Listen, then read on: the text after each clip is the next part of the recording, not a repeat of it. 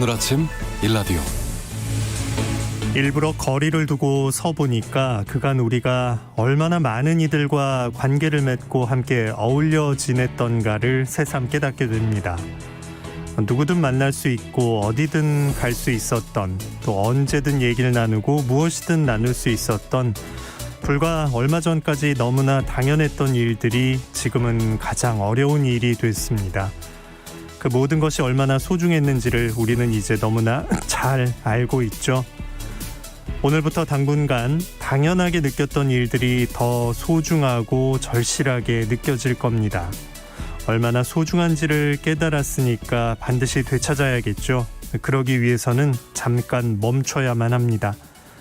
힘든 시간이 될 겁니다. 그래도 결코 후회스러운 시간으로 남기지 않기 위해서 가능한 모든 힘을 모을 수 있어야겠습니다. 12월 8일 화요일입니다. 오늘 아침 일라디오 출발합니다. 저는 아나운서 김재웅입니다.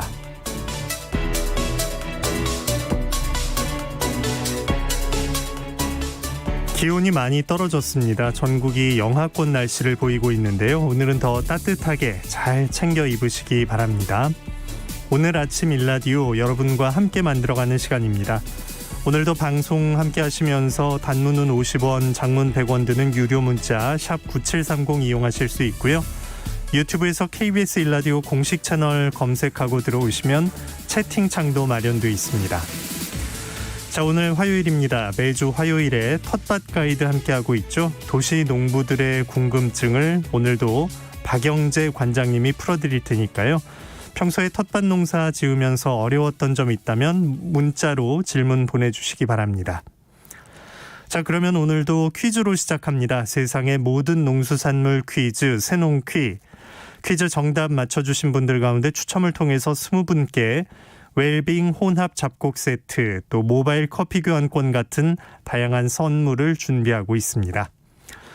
자, 그러면 이번 주 새농퀴 그 두 번째 힌트 지금 나갑니다.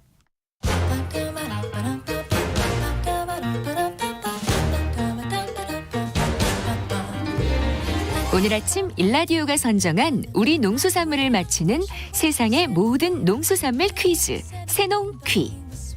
안녕하세요. 퀴즈 내는 성우 김성입니다. 쫄깃쫄깃 맛있는 이것은 전남 보성군 벌교읍이 유명합니다. 우리나라 지리서인 동국여지 승람에도 이것이 전라도 보성군의 특산물로 기록돼 있는데요. 벌교에서 난 이것이 유명한 이유는 벌교 앞바다의 지리적 특성 때문입니다. 고흥반도와 여수반도가 감싸는 벌교 앞바다의 여자만은 갯벌에 모래가 섞이지 않는 데다 오염되지 않아서 이것이 서식하는데 최적의 조건을 갖추고 있다고 할 수 있습니다. 다른 조개들은 겉이 반질반질한 것과 달리 이것은 껍데기 표면에 20개가량의 굵은 골이 파여 있는데요. 이 골은 가장자리로 갈수록 굵고 간격이 벌어져서 또렷하게 보이는 게 특징입니다. 우리나라 최초의 어보라고 할 수 있는 우회이 어보에는 이것의 껍데기에 난 골의 모양새가 기왓골을 닮았다고 해서 완홍자라고 기록되어 있기도 합니다. 골 사이에 난 흙을 씻어내고 해감을 꼼꼼하게 해야 하는 잔손질이 필요하지만 그래도 맛있는 이것의 맛을 보기 위해서 그 정도 수고로움은 감수해야겠죠? 자, 이것은 무엇일까요? 단문 50원, 장문 100원이 드는 유료 문자 샵 9730으로 보내주세요. 20분께 행운의 선물을 드리겠습니다.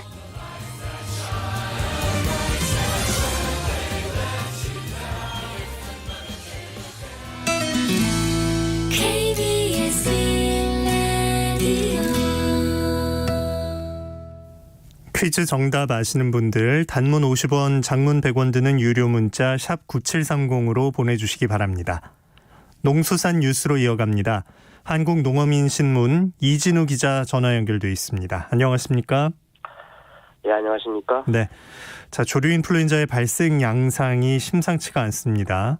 그 경기 여주의 산란계 농장 정밀 검사에서 이제 확진이 나왔고 여기에다가 또 한 건의 의심 신고가 들어가 있는 상황이라고요.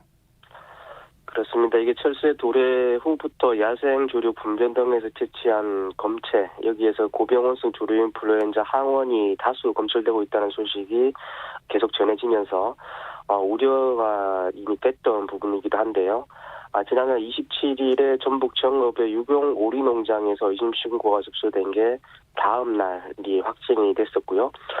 또 이달 1일에는 상주의 산란계 농장에서 의심 신고가 접수가 되어서 또 확진 판정을 받은 바 있습니다. 그리고 4일인데 전남 영암의 한 또 유경 오리 농장에서 출하전 실시한 사전 간이 검사에서 양성 반응이 나와서 이것도 정밀 검사 결과 또 양성 판정을 최종 받았고요. 말씀하신 것처럼 6일 여주 산란계 농장에서 신고된 의심건도 최종적으로 확진이 됐습니다. 그리고 어제 충북 메추리 농장에서 또 의심 신고가 들어와 있는 상황입니다. 네, 첫 발생 열흘 정도 만에 벌써 4군데에서 확진이 나왔고 지역은 또 다 다르거든요. 이 확산 추세에 대한 걱정이 높아지고 있죠. 그렇습니다. 이게 계속 야생조류 분변 등의 검체에서 바이러스가 나오고 있는 상황이고 이게 4건이긴 합니다만은 확진이 이미 됐고 그리고 또 한 건 또 의심 신고까지 포함을 하면은 이게 전북, 전남 그리고 경북, 경기 여기도 충북까지 벌써 5개 도에서 발생이 되는 것일 수도 있다는 점에서 우려가 되고 있습니다. 네. 물론 이제 방역 당국에서는 의심 증상이 신고가 되면 곧바로 이동 통제나 처분 같은 선제적인 방역 조치를 취하고 있기는 합니다만 이게 지금 현재가 겨울 초입에 이제 들어서는 국면인 터라서 조기에 종료가 될지 아니면 장기화될지 지금 누구도 장담하기 어려울 것 같습니다. 특히 지난 4일 현재 시점으로 10월 1일 이후에 총 15건이나 되는 고병원성 조류 인플루엔자 항원이 야외에서 검출된 상황이라서 더욱 그렇습니다. 네. 농장에서 꼭 지켜야 할 주의사항들 다시 한번 좀 알아볼까요? 일단 제일 중요한 거는 농장 내로 바이러스가 못 들어가게 막는 일. 이거 말고는 사실 딱히 뭐를 할 일은 더 없지 않을까 싶기도 합니다. 그러니까 차단 방역에 철저해야 한다는 뜻인데요. 코로나19와 마찬가지로 이것도 접촉에 의한 바이러스 전파가 주요 전염 요인이니까 불필요한 외부 인력이나 외부 차량은 물론이고요. 이 야생 조수에 의한 전파도 주의를 하셔야겠습니다. 네. 그간에 이게 조류 인플루엔자 전파의 주요 요인으로 차량이 지속적으로 지목된 바가 있었고요. 또 마찬가지로 확정적이지는 않았습니다만은 야생 조수에 의한 전파 이것도 한 원인으로 추정이 되어 왔었기 때문입니다. 그리고 무엇보다 또 당부드려야 될 것은 이 철새 도래지 인근은 절대 가지 마시고요. 또 농장 내외부에 대한 소독도 무엇보다 중요하겠습니다. 네. 내가 옮겨서 이제 농장에 피해를 줄 수 있다 이런 생각을 꼭 좀 갖고 계셔야겠어요. 철새 도래지에 가는 건 참 위험한 일이 될 수 있습니다. 경기도에 내려져 있는 일시 이동 제한 조치는 지금도 유효하겠네요. 그렇습니다. 어제 오전 5시죠. 오전 5시부터 내일 오전 5시까지 48시간 동안 경기도 내에 가금 농장과 축산시설 그리고 축산 차량에 대한 일시 이동 중지 명령 그러니까 스탠드스틸 조치가 내려져 있습니다. 이 기간 동안에는 모든 가금 관련 시설과 인력 그리고 차량 등을 일시적으로 멈춰 세워놓고 일제 소독과 방역을 함으로써 추가 발생을 좀 막아보자 이런 뜻이니까 이에 해당하시는 분들은 적극 좀 협조를 하셔야겠습니다.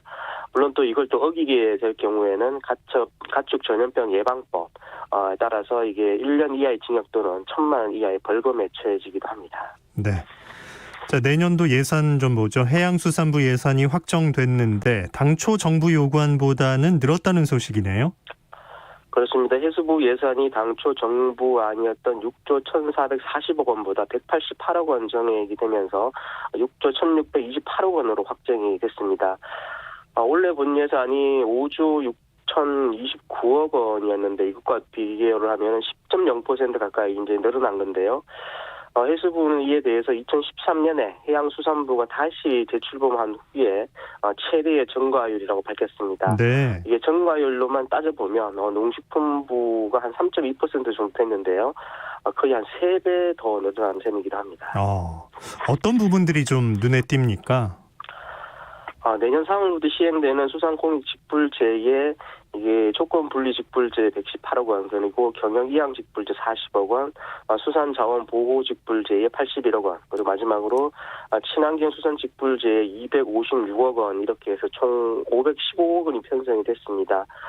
그리고 또 어촌 요질 사업에도 5,219억 원을 편성을 해서 계속 사업 190개소하고 또 우리 신규 사업 60개소를 추진하기로 한 게 있고요.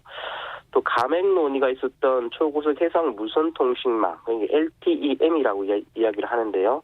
이걸 이용한 이 내비게이션 보급 사업에도 136억 2천만 원이 편성이 됐습니다. 네. 뉴딜 쪽에 돈이 많이 올라가고 직불제 쪽에는 오히려 그리 많지 않은 듯한 느낌도 좀 드는데 또 증액론이 있었던 항목들이 어떤 겁니까? 정액 논의도 있었고 또 해수부에서 원래 달라고 하지 않았던 예산에 대한 논의도 있었습니다. 예. 그런데 다 잘 반영은 좀 되지는 못했는데요. 공익직불제 예산은 국회 예산 검토 과정에서 증액 논의가 있었는데 최종적으로 반영되지는 않은 게 좀 아쉽긴 합니다. 그리고 좀 더 아쉬운 게 있다 그러면은 청년 어민들을 그리고 또 귀화하는 어민들을 대상으로 해서 이게 어선이 너무 비싸니까요. 이 어선 임대 사업을 하는 시범 사업을 추진을 하자 이런 이야기도 있었는데 이 최종 예산에 또 반영되지가 못했습니다. 하지만 이제 해수부 요구안에도 없었던 것이었고요. 이 어선 임대 사업 같은 경우는 이걸 이제 국회 예산 검토 과정에서 상임위뿐만 아니라 예결위에서도 필요성을 좀 제기했던 만큼 내년은 아니더라도 2020년 예산에는 사업이 좀 반영되지 않을까 하는 기대를 해봅니다. 네. 농수산 뉴스 한국농어민신문 이진우 기자와 함께했습니다. 고맙습니다. 감사합니다.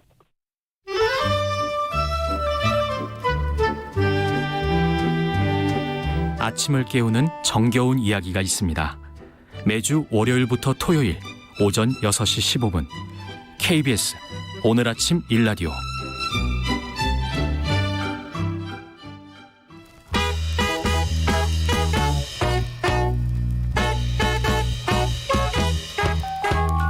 안녕하세요. 우리 농촌과 농민과 농업을 사랑하는 귀농인의 딸 코미디언은 남정미입니다.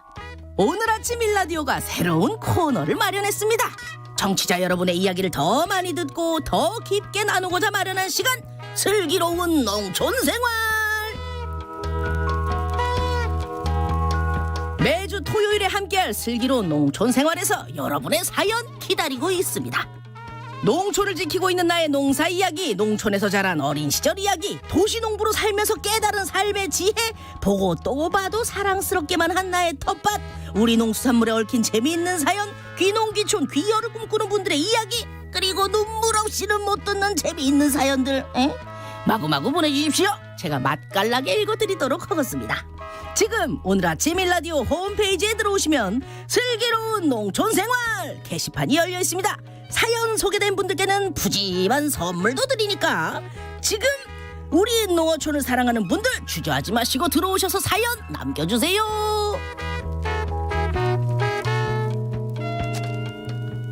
매주 토요일에 사연이 소개되고 있죠. 슬기로운 농촌생활. 오늘 아침 일라디오 홈페이지에 들어오시면 슬기로운 농촌생활 바로가기가 마련되어 있습니다. 이걸 누르시면 글 남길 수 있는 게시판으로 바로 연결되니까요. 많이 찾아오셔서 농촌생활 사연 남겨주시기 바랍니다. 자, 도시농부들을 위한 유익한 정보가 있습니다. 텃밭 가이드로 이어갑니다. 수원 씨앗도서관 박영재 관장 오늘 전화로 연결합니다. 관장님 안녕하십니까? 네, 안녕하세요. 네. 자, 오늘 이번 주를 기다린 분들이 참 많으실 거예요. 지난주에 마무리하면서 오늘 들을 얘기가 정말 소중하고 기대가 된다. 이런 청취자분들 많으셨는데 우리 주변에서 흔히 구할 수 있는 재료로 거름을 활용하는 방법 알아보기로 했잖아요. 지금 다들 펜하고 그 종이 준비하실 시간을 좀 드려야 할 것 같아요. 오늘 어떤 얘기 들려주실 건지 예고를 좀 해주시죠.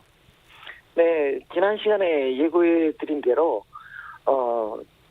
액비와 퇴비차를 얘기했잖아요. 네네. 네, 우리 주변에서 버려지는 재료들을 이런 퇴비나 액비나 퇴비차 거름으로 활용하는 방법을 알려드리도록 하겠습니다. 사람에게는 탄수화물, 지방, 단백질이 꼭 필요한 것처럼 식물에도 꼭 필요한 영양분이 있습니다. 질소, 인산, 칼륨, 흔히 NPK라고 하죠. 그러니까 지난주에 들은 액비와 퇴비찬을 이제 전반적으로 활용하는 방법이었고 오늘은 이제 맞춤형으로 이제 들어가니까 좀 어려운 용어들이 나옵니다.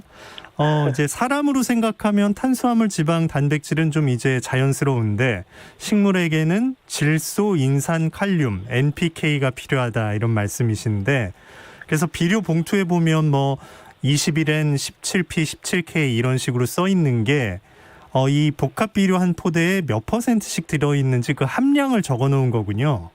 네, 맞습니다. 복합 비료에는 3가지 필수 성분이 적절히 섞여 있으니까요. 저렇게 표기를 하게 되는데요. 식물은 탄수화물, 지방과 같은 경우는 광합성을 통해서 자체적으로 생산을 하는데 공기 중에 있는 이산화탄소와 뿌리를 통해서 빨아올린 물을 통해서 탄소를 물에 결합시킨 탄수화물이죠. 결합 구조만 또 바뀐 것이 또 지방입니다. 주 성분은 이제 탄소, 수소, 산소가 될 것 같고요. 네. 여기에 질소가 결합을 하게 되면 아미노산이 만들어집니다. 20가지의 필수 아미노산이 만들어지는데요. 종류에 따라서는 황이 이렇게 결합하기도 합니다. 이런 아미노산이 결합해서 단백질을 만들고 세포를 만들게 됩니다. 작물이 성장한다는 것은 세포를 만들어내는 것이기 때문에 사람에게나 식물에게나 아주 중요한 성분이 되겠습니다. 야, 사람이 뭐 대단하다고 이렇게 설치고 다니지만 뭐 만들어내는 건 잘 없잖아요. 근데 식물은 자체적으로 이렇게 만들어낸다는 게 참 놀라운 일이에요. 네, 그래서 농사가 참 재밌는 건데요. 예. 사람은 단백질이 많은 콩이나 고기를 먹어야 하지만 식물은 자체적으로 단백질을 만들기 위해서 질소가 필요하게 됩니다. 질소 성분은 주로 가축의 분똥에 많이 들어있고요. 우리가 사용하는 거의 모든 퇴비는 그래서 소나 돼지 또는 닭을 키우는 사육장의 부산물을 활용해서 만들게 됩니다. 이걸 축분퇴비라고 하죠. 네. 우리 텃밭에 파란색을 띠는 모든 잎에는 이런 질소 성분이 많습니다.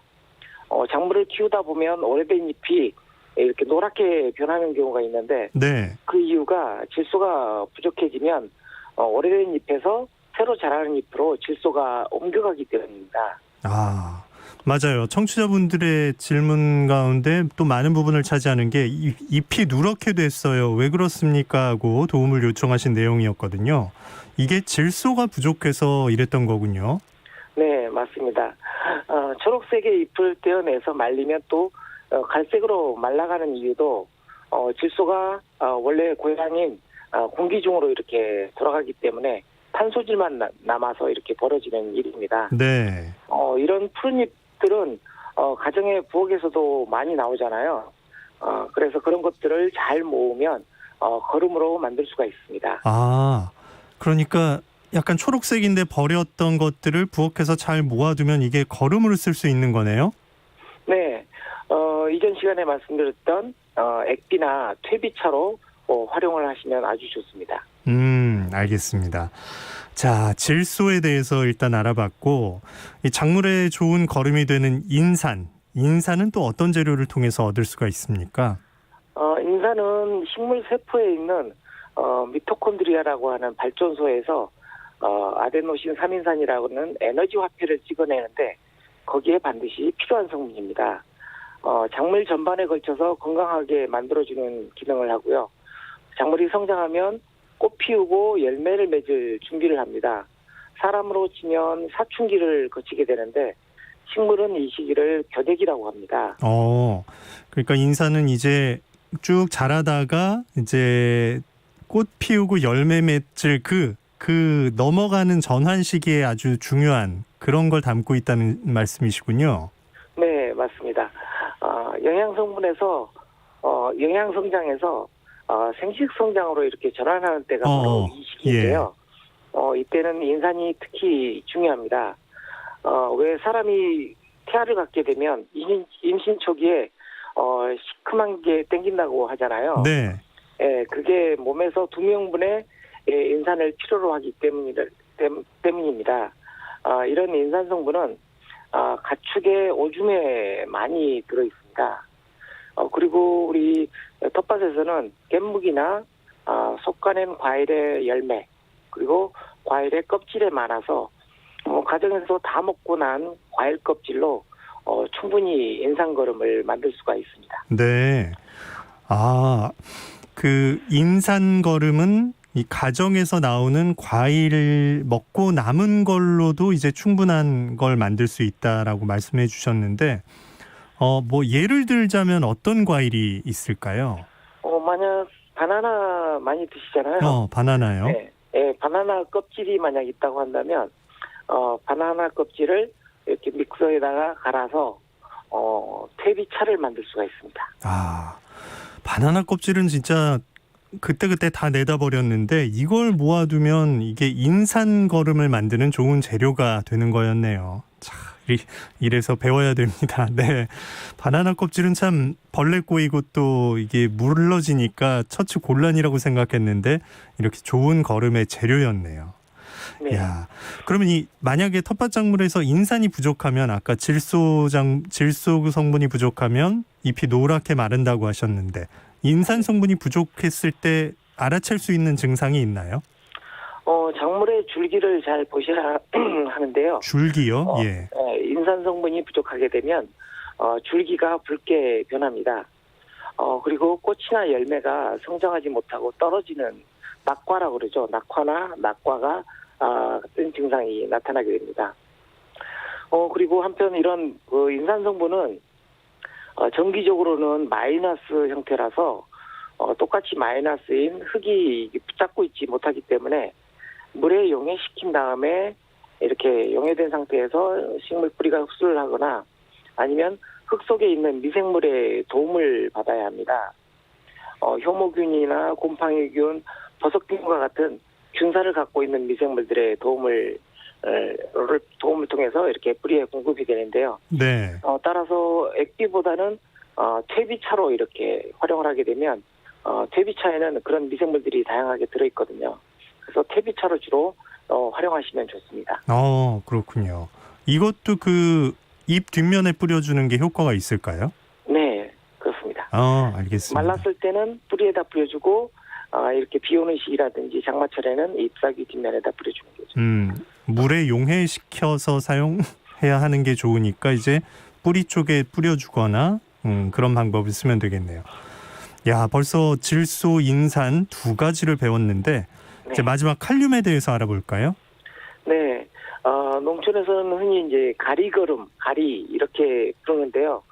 또 영어로는 또 포타슘이라고 하는 것이 칼륨입니다. 칼륨은 뿌리에서 영양분을 흡수할 수 있도록 조절하는 기능을 하는데요. 사람에게도 몸속에 과도한 체액이나 염분을 제거하는 작용을 해주는 것처럼 이 삼투압을 조절하는 기능을 하고 있습니다.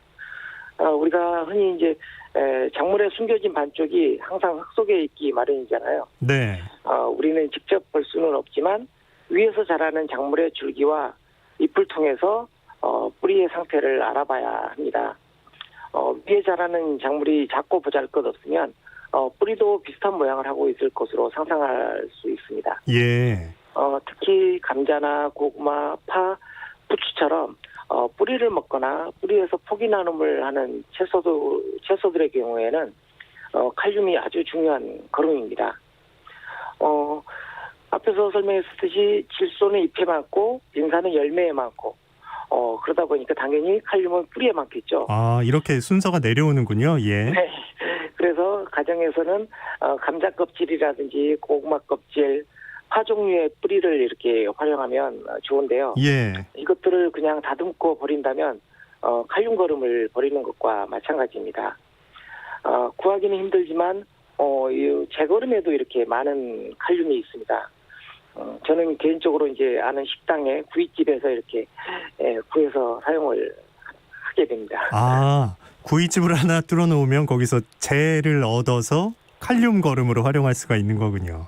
네. 가정에서 이제 구한다면 이제 감자, 고구마 이제 뿌리 쪽으로 생각을 해서 감자, 고구마 껍질과 뭐 파 뿌리 같은 걸 활용하면 좋겠어요. 네. 이런 걸 어떤 과정을 거치면 칼륨 거름으로 만들어지는 건가요? 설명드렸듯이 이렇게 성분별로 거름을 만드는 경우는 액비나 퇴비차로 만드는 게 좋습니다. 그래서 함께 모아서 갈아서 이렇게 퇴비차를 만들든지 아니면 물에다 푹 담궈둬서 액비를 만드는 방식으로 하시면 좋습니다. 네, 퇴비차는 산소를 불어넣어서 빨리 쓰고 이제 유효기간이 길지 않다는 점 네. 기억해 두시면 되겠죠. 예. 또 쓸 때는 이것도 물에 용해해서 써야 하는 거죠. 네, 맞습니다. 네. 질소, 인산, 칼륨, 잎, 줄기나 열매, 또 뿌리 이렇게 거름에서 3요소 3가지 영양에 대해서 알아봤는데 그러니까 위로 성장하는 건 질소, 또 아래로 성장하는 건 칼륨, 또 전반적으로 필요한 인산 이런 식으로 좀 기억을 해두면 좋겠어요. 네, 아주 좋은 방식입니다. 그렇게 기억하시면 될 것 같고 또 잎사귀는 질소, 열매는 인산, 그리고 뿌리는 칼륨 이렇게 기억하셔도 좋을 것 같습니다. 네. 아니 아까 그 황 얘기도 나왔는데 황이 필요하다. 이거 좀 의외거든요. 식물은 참 다양한 걸 필요로 하고 또 그걸 통해서 작물을 만들어내는 거군요. 네, 맞습니다. 그 위에도 이렇게 다양한 미량 원소들이 있습니다. 앞에서 말씀하셨듯이 이렇게 황을 만드는데 이렇게 아미노산을 만드는데 황이 필요하다든지 이런 것처럼 칼슘이라든지 마그네슘, 붕소 등 다양한 미네랄들이 있습니다. 다음 시간에는 이들 미량 원소들의 기능과 그리고 이런 미량 원소들을 함유하고 있는 우리 집에서 구할 수 있는 재료들에 대해서 한번 알아보도록 하겠습니다. 네.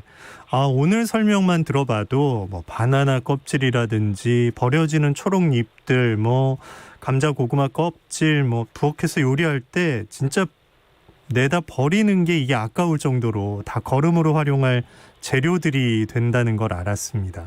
좋은 비료가 될 그 재료들을 어떻게 모아둬서 또 액비와 퇴비차 만들어서 활용할지 동선을 쫙 만들어 두시면 이게 다 텃밭 농사에 도움이 될 것 같습니다.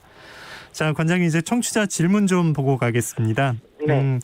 김미진님께서 지난번에 알려주신 대로 열린 토마토에 따로 스탠드를 놓아줘서 이제 열매가 잘 열릴 수 있게 그 방법을 썼는데 네. 느낌이신 것 같아요. 이제 하얀 불빛 LED를 쬐줬는데 충분히 따뜻하지 않은 것 같은 느낌이다. 네. 그 옛날 전구 노란 전구로 바꿔야 하나요? 이렇게 물어보셨습니다. 이게 빛과 열 약간 그 혼동이 오신 것 같은데요. 어떤 게 좋은 네. 건가요? 빛은 아무래도 작물들을 키우고 발색을 시키는 것은 자연광이 가장 좋거든요. 그래서 보온을 위해서는 별도의 조치를 하셔야 될 것 같고 빛은 오히려 형광등 불빛이 훨씬 더 좋습니다. 이게 빛입니다. 빛을 식물에게 주는 거기 때문에 그 형광등 불빛으로 충분하다. 굳이 노란 전구로 바꾸실 필요는 없다. 이렇게 말씀을 드리겠습니다. 자, 텃밭 가이드 오늘도 수원 토종씨앗 도서관 박영재 관장과 함께했습니다. 유익한 시간이었습니다. 관장님 고맙습니다. 네, 감사합니다. 날씨 알아보겠습니다. 어제 오후부터 바람이 좀 불기 시작하더니 오늘 아침 공기가 확연하게 달라졌습니다. 대부분 지역이 영하권으로 떨어졌는데요. 서울은 영하 4도, 어제 이 시간대에 비해서 8도 정도나 기온이 떨어졌고요. 강원도 철원은 영하 11.4도, 경기 북부와 영서지방도 영하 10도 아래로 떨어진 곳이 많습니다. 중부와 남부 내륙도 영하 5도 안팎의 추위를 보이는 곳이 많습니다. 동해안과 부산, 울산 지역은 여전히 건조특보가 내려져 있는데요. 바람이 강하니까요. 불씨 관리에 더 신경을 쓰셔야겠습니다. 또 오늘 낮에 호남과 제주엔 빗방울이 떨어지거나 눈발이 날리는 곳도 있으니까요. 미리 대비하시기 바랍니다. 오늘 아침 일라디오 함께하고 계십니다. 지금 시각은 6시 44분입니다.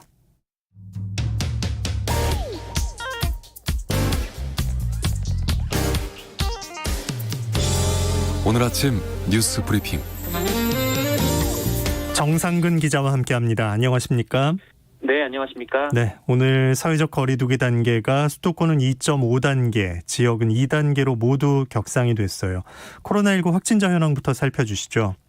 네, 어제 0시 기준 신규 확진자가 모두 615명입니다. 이틀째 600명이 나왔는데 사실 토요일만 500명대였지 계속 600명대가 최근에 나오고 있습니다. 특히 평일 대비 검사 건수가 줄어든 주말과 휴일에도 연이어 600명 선을 넘으면서 지금의 유행 상황이 예상보다 더 심각한 것 아니냐라는 우려가 나오고 있습니다. 지역사회 발생이 580명이고요. 이 중에 서울이 231명, 경기도가 154명, 인천 37명 등 수도권이 압도적입니다. 부산도 33명, 그리고 그동안 확진자가 많이 안 나오던 울산도 38명이나 나왔고요. 전북도 21명이 나왔고 경남과 충북, 충남도 두 자릿수 확진자가 나왔습니다. 네. 다음 주쯤에 하루 확진자가 900명 정도에도 이를 수 있다. 이런 예상도 나왔죠. 네, 이 서울 이태원에 위치한 그 홀덤 펍에서 확진자가 나왔습니다. 홀덤 펍이라는 곳이 술을 마시면서 카드 게임을 할 수 있는 곳이라고 하는데요. 이곳을 방문했던 확진자가 지난 4일 양성 판정을 받은 것을 포함해서 지금까지 이태원 일대 술집에서 모두 11명의 확진자가 나왔습니다. 확진자들은 지난달 말부터 이태원 일대의 5개 술집들을 돌면서 음주와 카드 게임을 한 것으로 조사가 됐는데 이에 방역당국은 지난 5월처럼 젊은 층을 중심으로 또 다른 이태원발 감염이 폭발하는 것 아닌지 우려를 하고 있습니다. 그리고 서울 성동구의 이비인후과에서도 18명이 양성 판정을 받았고 서울 종로구 음식점 관련 확진자도 112명이나 나왔습니다. 방역당국은 이대로라면 이번 주에는 하루 750명, 다음 주에는 900명대까지 확진자가 쏟아질 수 있다라고 전망했습니다. 네. 자, 국산 혈장 치료제를 투약한 환자가 완치 판정을 받았어요. 이거 어떻게 봐야 합니까? 네, 지난 9월에 이 경북의 한 70대 남성이 코로나19 확진 판정을 받았는데요. 차도가 없자 이 경북대병원 의료진이 지난 10월 이 국내 제약사가 개발한 이 혈장 치료제를 이 환자에게 투약을 했습니다. 아직 임상 시험이 안 끝났지만 식약처가 이 치료 목적 사용 승인을 해줬기 때문인데 그런데 이 혈장 치료제 10g을 한 번 투약한 이후 20여일 동안 환자의 상태가 꾸준히 호전이 됐고 결국 지난달 18일에 이 최종 음성 판정을 받은 것으로 전해졌습니다. 그리고 현재 13명의 환자가 같은 혈장 치료제 투약을 받고 있는 상황입니다. 이 혈장 치료제는 코로나19 완치자의 혈장에서 면역 단백질인 항체를 추출해서 농축한 것입니다. 그래서 이거를 환자에게 투여하면 이 항체가 코로나19 바이러스와 맞서 싸우게 되는 원리인데요. 다만 완치된 사람들의 혈장을 공여받아서 만들어야 하기 때문에 대량 생산이 힘들다라는 단점이 있고 네. 또 임상 시험이 아직 진행 중이라서 효과를 완전히 단정하기엔 이릅니다. 그래도 치료 사례가 있다니까 당장은 반가운 소식이긴 합니다. 한편 이 코로나19 백신과 관련해서 정부는 제약사들과의 협상을 마무리한 것으로 전해지고 있습니다. 4,400만 명분의 백신 확보를 목표로 이 제조 방식이 각기 다른 5개 제약사와 협상을 진행을 했는데요. 오늘 백신의 구매량과 접종 시기 등 구체적인 백신 확보 상황을 발표할 예정입니다. 네, 오전 발표를 들어보기로 하죠. 네. 추미애 장관과 윤석열 검찰총장 간 벌어진 좀 혼란 상황에 대해서 문재인 대통령이 사과를 했어요. 네, 문재인 대통령은 어제 오후 수석보좌관 회의를 통해서 최근 추미애 장관과 윤석열 총장의 충돌과 관련해서 사과를 했습니다. 방역과 민생에 너나 없이 마음을 모아야 할 때에 혼란스러운 정국이 국민들께 걱정을 끼치고 있어서 대통령으로서 매우 죄송한 마음이라며 이 혼란이 오래가지 않고 민주주의와 개혁을 위한 마지막 진통이 되길 바란다라고도 했습니다. 문재인 대통령은 하지만 이 추미애 윤석열 충돌과는 별개로 검찰을 포함한 권력기관 개혁은 반드시 완성하겠다라고 했고요. 권력기관들의 권한을 분산하는 법들과 공수처 같은 견제장치를 만드는 제도적 개혁이 이번 정기국회에서 반드시 매듭지어지길 기대했습니다. 네. 여야는 여전히 좀 공수처법 처리를 두고서 맞서고 있는 모습이죠. 네, 이 더불어민주당 이낙연 대표는 어제 이번에 공수처법과 국가정보원법, 경찰법 등 권력기관 개혁 3법을 반드시 처리해서 국민의 명령을 이행하겠다라며 본인이 책임을 지겠다라고까지 말을 했습니다. 그리고 어제 국회 전운이 감돌았는데요. 국민의힘 의원들이 법사위 회의가 예정된 회의장 앞으로 속속 모였고 더불어민주당 김태년 원내대표와 국민의힘 주호영 원내대표가 막판 협상을 위해 만났지만 협상은 결렬된 것으로 알려지고 있습니다. 대신 국민의힘은 이 공수처법을 안건조정위에 올렸는데요. 안건조정위는 이견이 있는 사안을 심의하기 위해서 꾸리는 위원회로 총 6명으로 구성이 되고 그리고 이 그 3분의 2 이상이 동의를 해야 해당 법안은 소위를 넘어서 상임위로 바로 상정이 되는 제도입니다. 이 제도를 활용하면서 어제 공수처법 상임위 처리는 불발이 됐는데 오늘 처리될 가능성은 높습니다. 그러자 국민의힘은 이 본회의에서 무제한 토론, 그러니까 필리버스터를 신청을 했고요. 네. 민주당은 이를 무력화하기 위해서 임시국회 소집 요구서를 냈습니다. 예. 중대재해처벌법이 연내에 처리되는 건 사실상 어렵다고 본다면서요? 네, 이 더불어민주당과 국민의힘은 어제 법사위 제일 소위 논의 안건에 중대재해기업처벌법 제정안을 포함시키지 않았습니다. 중대재해기업처벌법은 노동자의 사망 등 중대한 산업재해가 발생할 경우 이 경영 책임자 등을 형사처벌할 수 있도록 하는 등 사업주의 책임을 강화하는 게 골자인데요. 네. 이 법사위 소위와 전체회의 의결을 거쳐야 본회의에 오를 수 있었지만 안건에 포함되지 않으면서 정기국회 내 처리가 사실상 어려워졌습니다. 앞서 여야 대표는 중대재해기업처벌법의 정기국회 내 처리를 강조를 했습니다. 이낙연 민주당 대표는 이번 정기국회에서 처리한다는 원칙에 변함이 없다라고 의지를 드러냈고 김종인 국민의힘 비상대책위원장도 초당적으로 할 수밖에 없다라면서 필요성을 주장했는데요. 두 양측의 입장이 공연불이 됐습니다. 네. 자, 앞으로 부동산 허위 과장 광고에 대해서 과태료를 부과하죠? 네, 이 집을 구할 때 그 인터넷으로 먼저 매물을 살펴보시는 분들이 많죠. 그리고 적절한 가격에 적절한 조건을 맞춰서 그 해당 중개업소에 가보면 그 집이 팔렸어요. 이런 답이 돌아오곤 합니다. 하지만 이러면 안 되는데요. 지난 8월 법이 개정되면서 이런 부동산 허위 과장 광고에 대해서 과태료를 부과할 수 있게 됐는데 이번에 그런 사례들이 처음 나왔습니다. 이 법 개정 후 2달 동안 허위 과장 광고, 무자격자 광고 등으로 무려 2만 4천여 건의 신고가 들어왔다라고 하고요. 국토부는 이 가운데 문제가 있는 8,800여 건은 광고 중단이나 시정 조치하고 위반 정도가 심한 402건은 최대 500만 원의 과태료를 부과하기로 했습니다. 국토부는 바뀐 법령에 따라서 아파트는 저층 또는 고층 이렇게 표기하는 것이 아니라 정확한 층수를 표시를 해야 되고 거래 가격도 범위가 아니라 단일 가격으로 광고를 해야 한다라고 설명했습니다. 네. 자, 아파트 경비원에게 폭언과 폭행을 일삼는 갑질을 해서 결국 극단적 선택으로 몰고 간 혐의를 받는 입주민이 있었는데 검찰 구형량이 나왔군요. 얼마 나왔습니까? 네, 지난 4월 강북구 우이동의 아파트 단지 주민 신모 씨는 그 이중주차 문제로 경비원 최모 씨를 폭행한 혐의로 구속 기소됐었습니다. 자신의 범행을 경찰에 신고했다라는 사실을 듣고 보복 차원에서 최 씨를 이 경비실 화장실로 끌고 가서 약 12분간 감금을 한 채 구타한 혐의를 받았는데요. 결국 최 씨는 정신적 고통을 호소하다가 지난 5월 10일 자택에서 극단적 선택을 했습니다. 그리고 어제 서울 북부지법에서 이 신모 씨에 대한 결심 공판이 열렸고 검찰은 특정범죄가중처벌법상 보복, 폭행, 감금, 상해 등 혐의를 적용해서 심 씨에게 징역 9년을 선고해달라고 재판부에 요청을 했습니다. 검찰은 입주민의 갑질로 피해자가 사망한 사건으로 엄한 처벌이 필요하다라면서 이 피해자는 단 둘이 있는 장소에서 행한 범행을 전혀 반성하지 않고 또 피해자의 골절상도 자신이 입힌 것이 아니다 이렇게 주장을 하고 있다라고 지적을 했습니다. 그러면서 이 피해자를 무고로 고소까지 해서 이 피해자가 결국 생명을 포기했다 이렇게 얘기를 했는데요.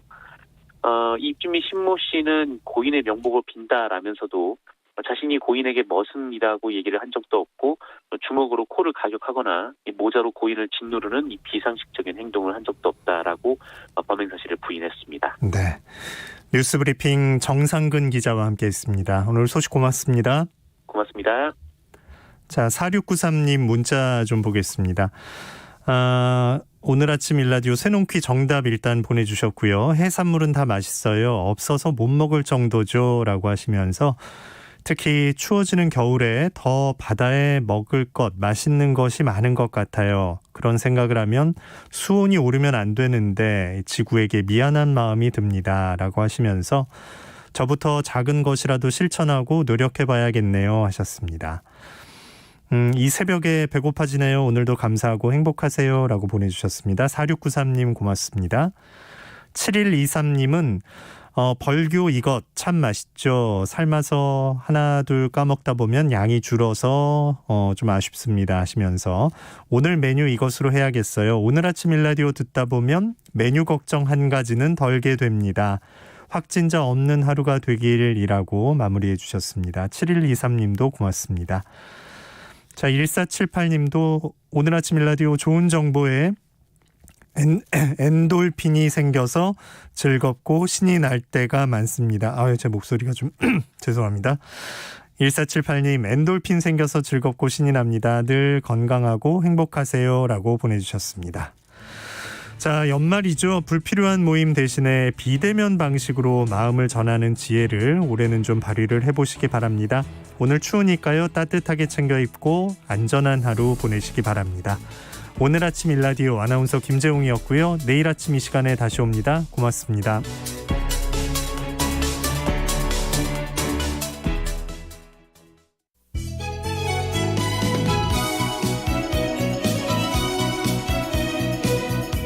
안녕하세요. 바른말 고운말입니다. 우리 생활 속에서 어떤 문제가 생겼을 때 인터넷 검색으로 해결할 방법을 손쉽게 얻어서 도움이 될 때가 있습니다. 그런데 인터넷상에서 같은 문제에 대해 엇갈리는 해결 방법을 보게 될 때는 과연 어느